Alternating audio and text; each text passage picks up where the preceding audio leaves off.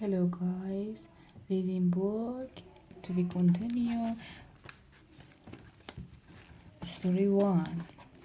Now,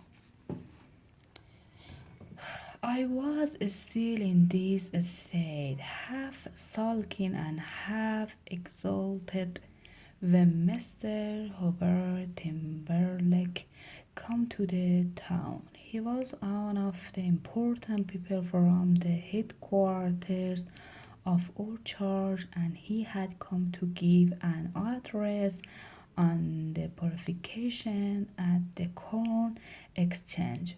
Posters announcing this were anywhere. Mr. Timberlake was to spend Sunday afternoon with us. It was unbelievable that a man so eminent would actually sit in our digging room, use our knife and fork, and eat our food.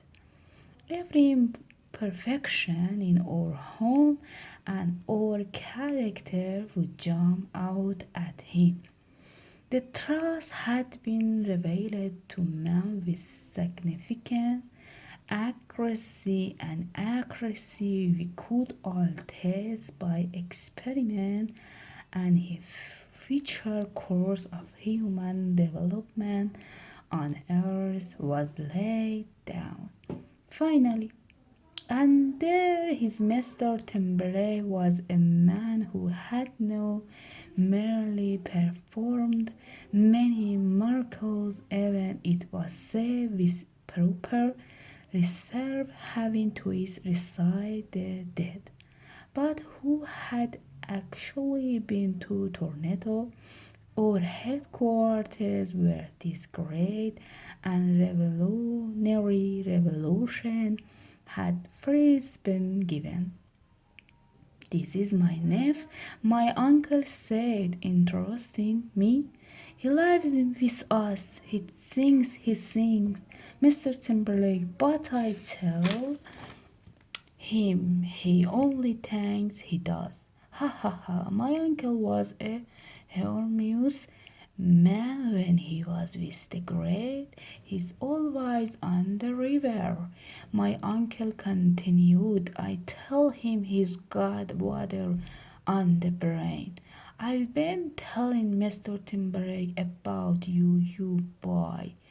A hat as soft as the best quality chamois leather toque mane. I saw a wing upright man in a double-breast navy blue suit. He had a pink square head with very small ears, and one of those trumpet enamel smell which were said by our enemies to be too common in our sect. "Why, isn't that just fine?" said Mr. Timberlake, who, owing to his contact with Tornado, spoke with an American accent. "What say we tell our uncle's funny? He thinks he's funny." The eyes of Mr. Timberlake were direct and colorless. He had to look of a retired merchant captain who had become decontaminated from the sea and had reformed and made money. His defense of me had made me his at once. My double vanished. Whatever Mr. Timberlake believed must be true, and as I listened to him at lunch, I saw there could be no finer life than his.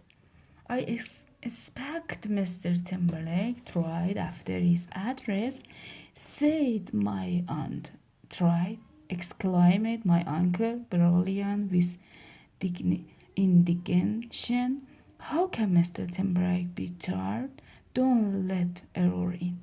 For in our face the merely inconvenient was just as illusory as a great catastrophe would have been, if you wished to be strict, and Mr. Timberlake person made us very strict. I noticed then that after their broad smiles, Mr. Brickley's lips had the habit of sitting into a long, depressed, Socrates curve. I guess he drawled. I guess the ultimately must have been tried sometimes. For it say he relaxed on the seventh day. He said, "Do you know what I'd like to do this afternoon?" He said, "Train to me. Well, your uncle and aunt are sleeping off his milk. Let's you and me go on the river and get water on the brine. I'll show you how to pond." Mr. Timberlake, I assume, disappointed, was out the show. He understood the young. I saw he was planning a quiet talk with me about my problems. "There are too many people on the river on Sunday," said my uncle uneasily. "Oh, I like a crow," said Mr. Timberlake, giving my uncle a tough look. "This is the day after rest. You know he had my uncle gobbling up very bite of gossip from the sacred city of Toronto all the morning. My uncle and aunt were incredulous that a man like Mr. Timberlake should go out among the blazer and gramophones of the river on the Sunday afternoon. In any other member of our church they would have thought this sinful. "Well, what say?" said Mr. Timberlake. I could only murmur. "That's fixed," said Mr. Timberlake, and uncommed the smile as simple, vivid, and unanswerable as the smile on an advertisement. "Isn't that just fine?" Mr. Timberlake went upstairs to wash his hands. My uncle was deeply offended and shocked, but he could say nothing. He unpinched his glasses. "A very wonderful man," he said, so human. He apologized. "My boy," my uncle said, "this is going to be an experience for you. Hubert Timberlake was making 1,000 a year in the insurance business 10 years ago. Then he heard of the purification. He threw everything up. Just like that, he gave up his job and took up the work. It was a struggle. He told me so himself this morning. Many's the time he said to me this morning, when I wondered where my next meal was coming from, but the way was shown. He came down from Worcester to London, and 2 years he was making 1,500 years out of his practice. To heal the sick by prayer, according to the tenth of the charge of the last purification, was Mr. Timberlake's profession. My uncle lowered his eyes. With his glasses off, the lids were small and uneasy. He lowered his voice too.